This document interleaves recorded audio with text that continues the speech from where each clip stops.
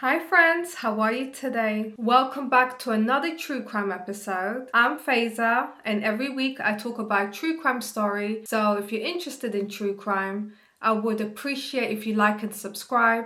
This is a new channel, so I'm quite new to this whole thing, and I would appreciate your support. So today, one of my subscribers recommended a case. This is my first recommendation. I'm very excited about it, and it's about a serial killer. It's quite a notorious case. This man called Richard Speck decided one day to murder 8 student nurses, but only one survived. And this person, he was a problem. He was very depraved, a very sick man. So let's get into today's case. Richard Benjamin Speck was born on December 6, 1941. Like I've mentioned earlier, he decided to murder 8 student nurses in the state of Chicago around the late 1960s. He murdered all 8 nurses on the 13th and 14th of July 1966. He used various methods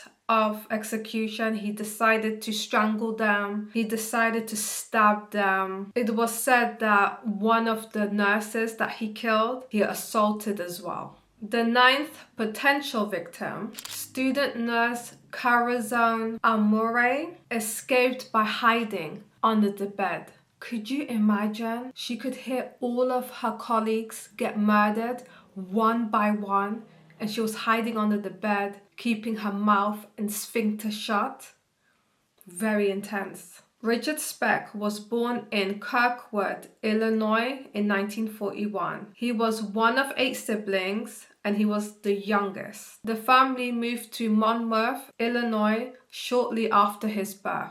He and his sister Caroline, born in 1943, were much younger than their older siblings. His mother was very religious and she lived a very sober lifestyle, and his father was a packer. When Richard was only 6 years old, his father sadly passed away from a heart attack. It was said in some sources that Richard and his father had a very close relationship. However, his mom, on the other hand, was quite abusive, and she wouldn't let him go out, have friends, have an opinion. She would verbally abuse him, she would physically abuse him, she would call him names and make him feel very bad about himself, which is quite upsetting. So in 1950, 3 years after his father's death, his mother decided to get remarried to a man named Carl Lindbergh. So Richard and his younger sister Caroline would move in with his older sister that was married before moving to Texas with his mother and his stepdad. Over the next 12 years, the family moved frequently. So I'm not sure why they kept moving home. Richard didn't have a stable childhood. He was moving from place to place. They would often live in poor areas. Richard had a troubling relationship with his stepdad, who was abusive and often drunk. Richard struggled in school. He failed and he wore these glasses that he had to wear reluctantly. Because of that, he was bullied by his peers. Richard repeated the 8th grade and he eventually dropped out at the age of 16. Richard began drinking at the age of 12. He developed an addiction towards alcohol and he would be often drunk up until the age of 15. He had multiple arrests for minor offenses throughout the years. From 1960 to 1963, Richard was working at a 7-Up company. Then he got married to a lady named Shirley in 1962, and they welcomed a daughter. While Richard was serving a short jail sentence, they welcomed their daughter. In July of 1963, Richard was arrested again for burglary and forgery. He had to spend around 3 years in jail for this offense. He was released after serving 16 months in prison, but as soon as he was released, he went back into prison again for attacking a woman. So this is where Richard is getting worse and worse throughout his early adult years. He was sent back to prison due to a parole violation and later released again due to a clerical error. He wasn't supposed to be released, but the system started glitching out, and in his favor, he was released again to the public.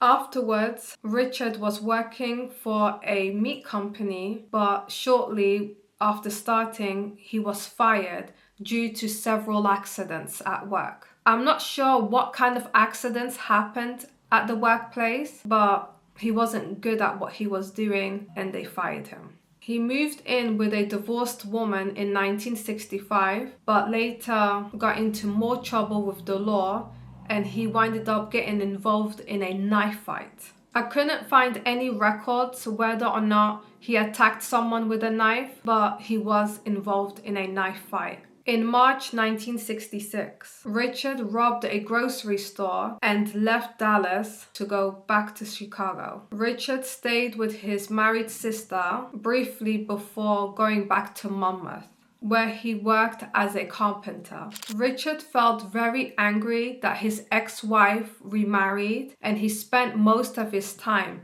getting drunk at local bars. He was doing this almost on a regular basis. He was later then questioned by police relating to multiple burglaries that took place while he was staying in Chicago. On April 3rd, an elderly woman was attacked in her home, and the description matched Richard Speck. A week later, a barmaid went missing, and her body was found afterwards, leading police to question Richard. After a search in his hotel room, they found stolen items. However, Richard fled town before police could continue the investigation. Richard then returned back to Chicago, right back into his sister's house, and he explained to her that he was being chased by a crime syndicate. His older sister didn't believe anything he was saying, and she didn't take that serious. Richard was then found working on a ship, but he had to stop working due to medical reasons. So shortly after recovering in the hospital, he moved back with his sister again. On June 30th, he applied for a seaman's card close to the area where all those 8 nurses lived. On July 8th, Richard was driven by his brother-in-law to get the seaman's card.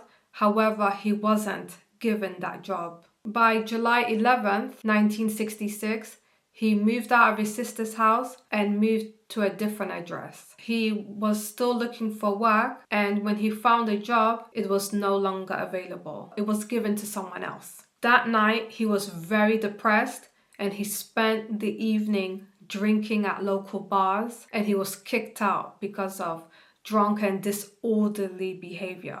On July 13th, Richard broke into a townhouse where the nurses lived and attacked them one by one, killing 8 of them. One nurse managed to escape by hiding under the bed. Richard Speck's fingerprints were found at the scene. He had been identified by a man that was drinking with him at the bar that night. However, the police took their time to take this serious. Richard then attempted to commit suicide but failed, and he was arrested in hospital. Richard was found guilty on all 8 murders, and he was sentenced to death. However, Richard died from a heart attack a day before his 50th birthday. Richard Speck's life was marked with violence and crime and abuse. This case is the most infamous mass murders in American history. So on that note, my friends, this leads us to the end of today's case. Do let me know your thoughts and opinions down below. Till then, stay safe, stay hydrated, and I will see you guys next week. Thanks for watching. Bye.